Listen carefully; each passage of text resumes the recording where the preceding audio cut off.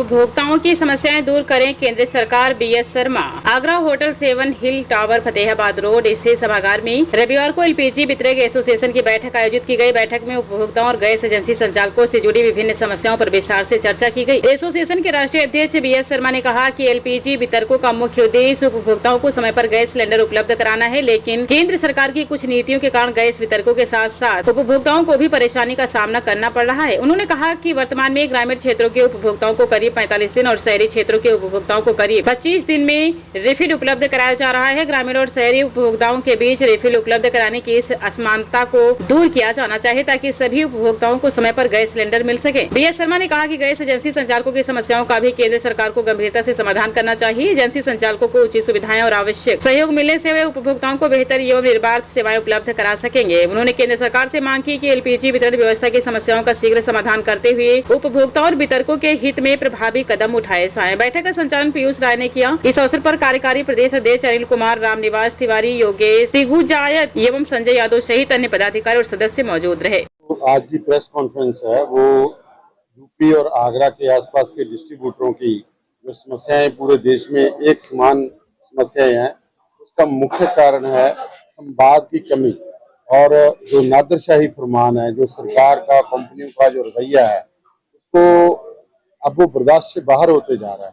एक तरफा पॉलिसी बन रही हैं और जितनी पॉलिसी बन रही हैं और वो पूरी देश के और कंज्यूमर के हित में ना होके कुछ कॉरपोरेट घरानों को फायदा पहुंचाने के लिए, जैसे बीएसएनएल का भोग डाल दिया गया, जैसे एलआईसी का बुरा हाल हुआ, जैसे इस देश की सबसे बड़ी कैश रिजर्व कंपनी ओएनजीसी आज दिवालिया होने के किनारे पे है, उसी तरह ये सबसे बड़ी कंपनियां इंडियन ऑयल, बीपीसीएल और एचपीसीएल जो देश के 33 करोड़ उपभोक्ताओं को सप्लाई करती हैं एलपीजी, उनके ऊपर कुछ लोगों की प्राइवेट घरानों की आंख है और सरकार की मिलीभगत से ये सारा कुछ एक षड्यंत्र चल रहा है।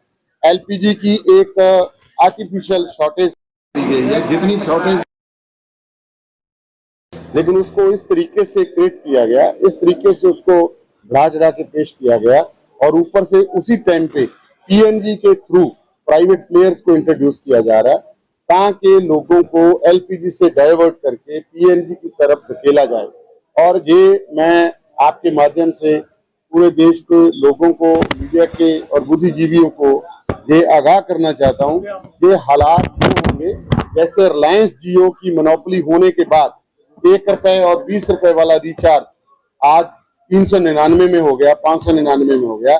जिस दिन ये मल्टीपल ऑप्शंस एलपीजी सिलेंडर की खत्म कर देंगे, उसके बाद पीएनजी आपके घर पे फिक्स हो जाएगी। उस टाइम पे आपके पास कोई ऑप्शन नहीं होगी, 5000 बिल भी आएगा, 7000 भी आएगा, 6000 भी आएगा। जहां जहां पे हुई है उसकी एग्जाम्पल आप देख सकते हो। लेकिन कारण ये है, जैसे आपको पता चल रहा है कि जो आज की डेट में जिस तरीके का काम है, संवाद की इतनी बड़ी कमी है कि सरकार को और इन अदारों को देश के अंदर इतने बड़े इंफ्रास्ट्रक्चर को एक प्राइवेट लिमिटेड कंपनी की तरह चलाया जा रहा है, जो बर्दाश्त से बाहर है। डिस्ट्रीब्यूटर जो है वो देश की सबसे बड़े सप्लाई चेन है और वो सप्लाई चेन अकेली एक छोटे लोगों का व्यवसाय नहीं है, मिडिल क्लास का। देश के अंदर करोड़ों लोगों की रोजी रोटी का भी सवाल है, जिसको ये खत्म करना चाहते हैं और डीएसी, ई-केवाईसी के नाम से। और सबसे बड़ी बात ये है कि मेरे को ये बताते हुए हैरानी भी हो रही है और मैं आप लोगों के माध्यम से इस बात का रोष भी जाहिर करता हूँ कि 25 और 45 दिन का, अगर आप आगरा शहर के अंदर रहते हो तो आपको सिलेंडर 45 दिन के बाद मिलेगा। अगर आप किसी गांव देहात में रहते हो तो आपको 45 दिन में मिलेगा। आप सोच सकते हैं कि शहरी और ग्रामीण में जो डिफरेंस डाला गया उनके अंदर, जैसे आपने देखा होगा ईथन ऑयल जो ईथन ऑयल E20 किया गया और उसके मतलब किस नादरशाही फरमान से किया गया और करोड़ों लोगों की गाड़ियां उसमें से जाम हो रही हैं। सेम यही हाल एलपीजी के अंदर हो रहा है। एक एक करके सभी जो रोजगार, जो मिडिल क्लास लोगों के पास छोटे छोटे व्यवसाय हैं, उनको खत्म करके एक बड़े घरानों को देने की तैयारी है, जिसके बारे में और हमारे डिस्ट्रीब्यूटरों की समस्याओं को देश के और आप लोगों के समक्ष रखने के लिए हम आज सरकार ये कह रही है कि एलपीजी में कहीं भी कोई कमी नहीं है। फिर ग्रामीण इलाके के जितने हमारे ग्रामीण वितरक हैं, जो उपभोक्ता हैं, उनको 45 दिन में डिलीवरी क्यों दिया जा रहा है? उनको 45 दिन बाद उनकी बुकिंग क्यों की जा रही है? शहरी उपभोक्ताओं के लिए 25 दिन और ग्रामीण उपभोक्ताओं के लिए आपका 45 दिन का ये समय दिया गया है। यह समानता के अधिकार का सीधा सीधा उल्लंघन है। अगर आपके पेट्रोलियम की एलपीजी की कोई कमी नहीं है तो फिर इसको आपको तत्काल खत्म करना चाहिए। मेरी डिमांड है इस कॉन्फ्रेंस के माध्यम से कि इसको तत्काल गवर्नमेंट खत्म करे। दूसरी चीज है ई केवाईसी ये कराते हैं और बिना प्रतिफल के ई केवाईसी कराते हैं। आप हमसे अगर कोई काम कराएंगे तो उसका मुझे पैसा देंगे। हमारा जो इनके साथ करार हुआ है वो सिर्फ ट्रेडिंग का करार है। हम उनसे वैसा पैक्ड माल लेंगे और उसको संबंधित स्थान तक सिर्फ पहुंचाएंगे। इसका मुझे 35 रुपया केवल मिलता है। जबकि आप यहाँ देखते हैं ये स्पीड पोस्ट 50 ग्राम का कराते हैं और इस स्पीड पोस्ट का ये 50 रुपया लेते हैं, 60 रुपया लेते हैं 50 ग्राम का, जो कि एक तरफा जाता है। और 20 किलोमीटर नहीं, आप उसी शहर से शहर में करेंगे तो भी आपको 56 रुपए प्रभार देने पड़ते हैं। और हम 20 किलोमीटर की रेडियस में अपना 30 किलोग्राम का सिलेंडर लेके जाते हैं, आपका डीएससी ऑथेंटिकेशन लेते हैं और सारा कुछ करने के बाद फिर 15 किलो का वापस भी ले आते हैं। हमारे गाड़ी के व्हीकल्स के खर्चे हैं, हमारे कर्मचारी के खर्चे हैं, हमारे कर्मचारियों का हमारे गाड़ी का पेट्रोल है, डीजल है, उनका सर्विसिंग है, बहुत सारे खर्चे हैं। इसके बाद भी 35 रुपए में, आज के समय में 35 रुपए में यह काम किया जाना बिल्कुल भी संभव नहीं है। हम सरकार से डिमांड करते हैं कि तत्काल डेनोवा स्टडी के अनुसार कम से कम 150 रुपए हमारा यह जो है डिलीवरी का चार्ज किया जाए। अगला पॉइंट है कमीशन की वृद्धि। मात्र कमीशन हमको इतने कम रुपए में हम डिलीवरी करने में अक्षम है, हम अपने को अक्षम पा रहे हैं।